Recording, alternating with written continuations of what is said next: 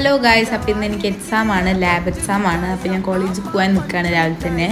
ഇല്ലെങ്കിൽ ഞാൻ തിരക്ക് പിടിച്ച് ഓടി പോയിട്ട് ചെയ്യും. അപ്പോൾ ഇന്ന് ഇത്തിരി സമയമൊക്കെ ഉണ്ടായിരുന്നു. അപ്പോൾ മമ്മിയുടെ പ്രകടനമാണ് നിങ്ങൾ കാണുന്നത്.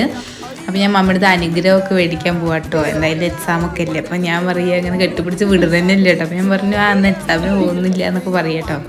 പിന്നെ അനുഗ്രഹം മേടിച്ചു. മമ്മി കുറച്ച് നേരം പ്രാർത്ഥിക്കുകയൊക്കെ ചെയ്തു. ഞാൻ മരുന്ന് കഴിക്കുന്നുണ്ട് കേട്ടോ. ഇപ്പം മുടി കൊഴിച്ചല്ലേ. അപ്പോൾ അതൊക്കെ കഴിച്ചിട്ട് ഇങ്ങനെ പോകുമായിരുന്നു കേട്ടോ. ഉണ്ണി കൊണ്ടാക്കി തരാമെന്ന് പറഞ്ഞ കാരണം ഉണ്ണി ഇന്ന് കോളേജിൽ പോകുന്നുണ്ട് ഇത്രേ. അപ്പോൾ എന്നെ ഇന്ന് കോളേജിൽ പോകേണ്ടത് എനിക്ക് ഓർമ്മയില്ല. എന്തിനോട് വണ്ടി വേണം പറഞ്ഞിട്ട് ഞാൻ കൊണ്ടാക്കി തരികയാണ് ചെയ്യുന്നത്. അങ്ങനെ ഞങ്ങൾ ബസ് കയറി പോയി. എനിക്ക് 2 ബസ് കയറിയിട്ട് വേണം കേട്ടോ കോളേജിൽ പോകാൻ.